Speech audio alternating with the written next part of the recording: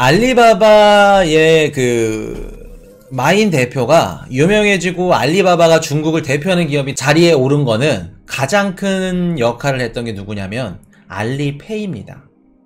자, 그러면 중국 정부는 알리바바나 뭐 엔트그룹이나 이런 것들을 국유화해서 뭐를 하기 위해서 하는 걸까? 왜 국유화시키는 걸까?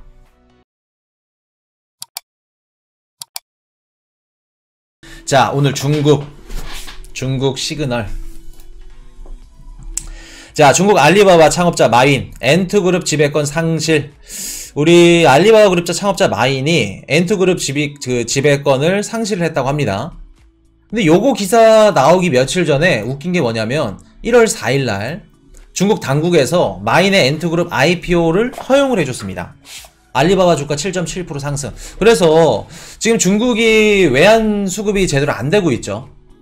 그래서 홍콩의 비트코인, 이더리움 선물 ETF 상품도 승인하면서 이제는 한 몇 달 안으로 개인 투자자들도 비트코인을 투자할 수 있게끔 그렇게 열어준다고 합니다. 이미 홍콩은 작은 중국이에요. 홍콩의 정치권 애들이라던가 이런 인사에 있는 애들이 다 중국 본토 애들입니다. 그렇기 때문에 홍콩에서 비트코인을 수용하고 열어줬다? 아, 그러면 나중에 중국 본토도 열겠구나. 우리가 이런 것들을 좀 캐치할 수 있을 건데, 지금 보시면 중국 당국에서 엔트그룹 IPO를 허용을 해놓고 며칠 뒤에 엔트그룹 지배권을 상실을 했습니다. 자, 엔트그룹 마인 경영권 포기 불구, IPO 계획 없다. IPO 하지 않겠대, 엔트그룹. 자, 요 내용들은 많이들 알고 계실 겁니다. 엔트그룹이 중국 정부 규제 때문에 지분 관련해서 이제 구조조정을 계속해서 해왔는데, 일단 알리바바 창업자의 마인 이분이 2020년도 뭐 공식 석상에서 막 이렇게 중국 정부 관련해서 이거 좀 아닌 것 같다 이런 내용들도 했었고, 그리고 작년인가요? 재작년인가요? 한 6개월 정도 어디 좀 갔다 오셨죠? 중국에 거기 좀 있어, 지하실에 깊숙한 곳 가가지고 또 이렇게 뼈가 안 그래도 홀쭉해져서 오셨죠. 그래서 어디를 갔다 오셨을까라는 생각이 좀 드는데, 지금 보시면은 뭐 알리바바부터 시작해서 뭐 엔트그룹 이런 것도 지금 가는 게 뭐냐면, 요런 말씀을 드렸었어요. 중국의 부동산 개발 회사들이 살아남을 수 없다. 그러면 중국의 부동산 시장을 살리기 위해서는 이렇게 가야 된다 라는 말씀을 드렸었죠. 뭘까? 중국의 부동산 개발에서 우리가 알고 있는 뭐 헝다 아니면 뭐 상강그룹 이런 애들이 어떻게 해야 된다? 국영화, 국유화. 맞죠? 파산 신청하고 그 기업을 누가 가져가요? 정부에서 가져가는 겁니다. 국유화 들어가는 거예요. 자, 엔트그룹 이거 무슨 내용이에요? 사실상 중국 정부에서 경영하겠다는 겁니다. 마인 너네 안 되고, 너 말 많잖아. 너 정부 반기 들었잖아. 너 밑에 내리고 중국 정부의 말을 잘 듣는 바지, 뭐 청바지라고 해야 될까? 아니면 뭐 쫄쫄이? 아니면 기지바지? 사장 딱 앉혀놓고 국유화 작업 들어간다는 겁니다. 국유화 작업 딱 들어간다는 거예요.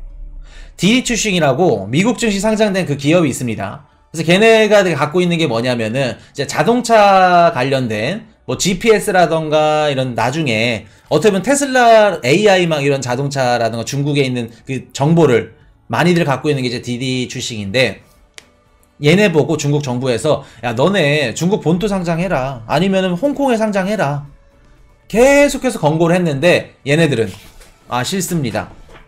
뉴욕에 상장을 했죠. 상장되고 나서 얼마 뒤에 상장 폐지가 당했습니다. 폐지가 나왔어요. 그 정도로 중국 정부의 입김이 굉장히 강합니다. 자기네 기업들, 그리고 뭐 엔트그룹이든 뭐 알리바바든 디리추싱이든 일대주주를 막 뭐 골드만삭스, 블랙론 이런 애들 들어가는 거 눈에 흙이 들어와도 아직 못하죠. 물론 나중에 중국은 개방을 하게 될 겁니다. 금융 개방을. 근데 지금은 눈에 흙이 들어와도 안 되죠. 자, 그러면 중국 정부가 엔트그룹이라던가 뭐 알리바바나 텐센트 계속해서 때리고, 디디추싱 때리고, 부동산 개발 회사들 이런 거 국유화하는 작업들 왜 하는 걸까? 다 맞습니다. 통제도 맞고 외환수급도 맞고 맞는데, 자 보세요. 외환수급이라고 생각을 했고 계획을 했다고 하면은 IPO 하게 냅뒀을 겁니다. 자 지금 보시면은 외환수급 때문에 중국 정부에서 국유화 작업을 하고 있다 라는 건 맞지 않아요.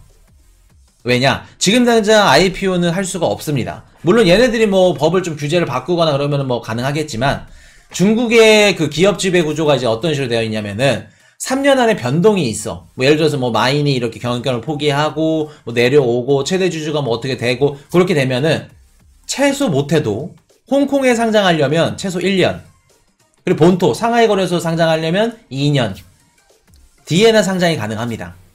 이런 규정이 있기 때문에 이런 규정까지 뭐 바꿔버리면 어쩔 수 없지만, 실질적으로 중국 정부가 국유화를 해서 엔투그룹을 상장해서 IPO 거의 중국 최대 자금을 조달할 겁니다. 얘가 상장이 되면. 근데 외환을 벌기 위해서 이런 작업을 했다라고는 맞지 않습니다. 왜? 기간이 필요해.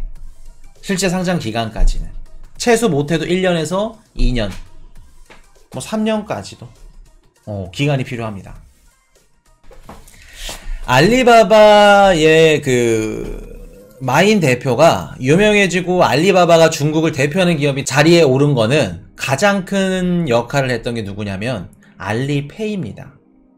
알리페이.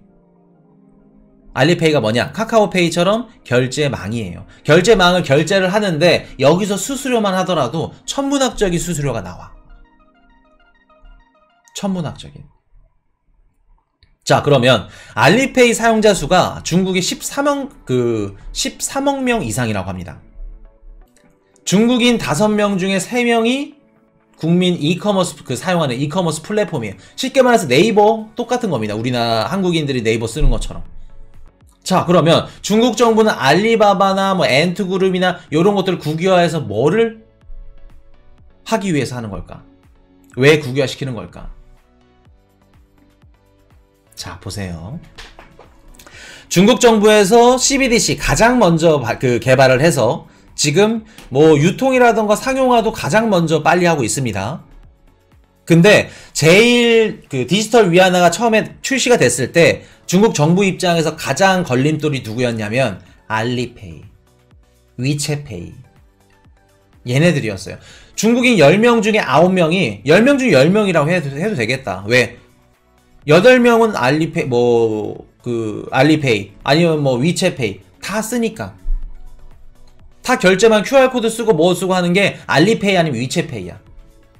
근데 디지털 위안화를 정부에서 만들었네? 의미가 없어. 알리페이나 위챗페이보다 장점이 없어. 똑같아. 어차피 QR코드, 뭐 CBDC 송금, 정부에서 더 얼마를 쌓고 이런 것들 관리만 되지, 내 프라이버시만 못 지켜지지, 뭐 다를 게 없어. 디지털 위안화를 어떻게 해요? 사용할 필요가 없다는 겁니다. 그러면 천상 지금 중국이 하고 싶은 건 뭐냐면 새로운 통화, 새로운 CBDC, 디지털 위안화를 만들어서 앞으로 기축통화 자리에 앉기까지 달러를 밀어내고 디지털 위안화를 기축통화에 세우기 위한 이런 작업들을 지금 물밑 작업들을 하는데, 그 작업들 중에 하나가 뭐냐면 1대1로 들어가죠. 중국이 165개 국가 글로벌 국가들 싹 다 들어갑니다. 거기에 자금되고 뭐 들어가고 이런 것들을 디지털 위안화랑 엮어서 나중에 무조건 뭐 너네 수출하지 수입하지 우리가 제일 싸게 팔잖아, 우리한테 살 수밖에 없잖아, 그러면 거래하는 거 디지털 위안화로 하자. 미국이 사우디에 가서 5.1달러로 묶었던 것처럼 그렇게 가는 겁니다. 자, 이번에 네옴시티 경제적 원조 들어가죠. 기업들 다 들어가죠. 그때도 디지털 위안화 이런 식으로 들어가고. 중국이 그거 하고 싶다는 겁니다. 근데 자, 보세요. 알리바바 연간 실소비자 수가 2022년도 기준 작년 약 12억 9천 명입니다.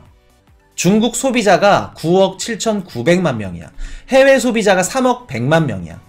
자, 이 말은 중국인들 대다수가 뭐를 쓴다는 거예요? 알리바바를 쓴다는 거죠. 그리고 알리페이도 같이 쓴다는 겁니다. 위챗페이도 마찬가지고 알리페이도 마찬가지고. 자, 그러면 중국 정부가 얼마 전에, 자, 보세요. 이게 다 이렇게 연동이 되는 겁니다. 소름 돋으셔야 돼. 디지털 위안화 사용 확대, 알리페이 신속 결제 가능해진다. 기존에는 디지털 위안화를 따로 앱을 받아가지고 따로 연동이 됐어. 알리페이는 알리페이, 위챗페이, 위챗페이, 디지털 위안화, 디지털 위안화. 근데 알리페이에서 추가를 해가지고 어떻게 해요? 디지털 위안화를 결제할 수 있게끔, 위챗페이에서 추가하면 디지털 위안화 사용할 수 있게끔 알리페이, 위챗페이, 디지털 위안화를 3개를 묶어버렸습니다. 신속 결제 가능해진다. 요게 어떤 뜻일까? 중국 정부는 디지털 위안화를 글로벌 전 세계에 보급하기 위해서 알리바바를 통해서, 위챗을 통해서 디지털 위안화를 보급하겠다는 겁니다. 보급하겠다는 거예요. 이렇기 때문에 국유화를 한다는 겁니다. 자, 보세요. 중국 정부에서 디지털 위안화를 만들었대. CBDC를. 우리 진핑이 형님이 만들었어. 독재야. 미국인들이 쓸까? 이거? 야, 우리가 중국 CBDC 만들었어. 정부가 만든 거야. 한국인들이 쓸까? 당연히 안 쓰지.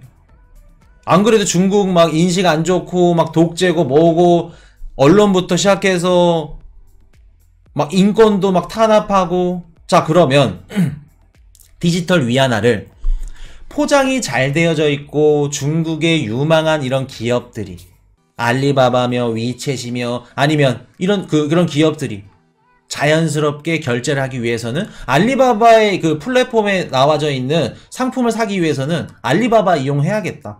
알리바바 나 이용하는데. 근데 결제를 뭘로 해요? 디지털 위안화로. 자연스럽게 민간 기업으로 접근해서 디지털 위안화를 글로벌 국가들한테 보급을 한다면 어떻게 될까? 그 중간다리 역할을 하는 게 중국 기업들이라는 겁니다. 우리가 알고 있는 알리바바든 위챗이든 이런 기업들. 자, 틱톡 전세계 유저가 몇십억 명이야. 틱톡을 하기 위해서는 거기서 결제를 하고 싶어. 내가 좋아하는 틱톡 틱톡 스트리머 NFT 영상을 만들었어. 야, 저거 사고 싶은데 짧은 영상 10초짜리 결제를 하고 싶어. 뭘로 해요? 디지털 위안화. 중국 정부에서 이거 쓰세요 뭐 하세요 할 필요 없어. 독재 정치 뭐 이런 거 다 필요 없어.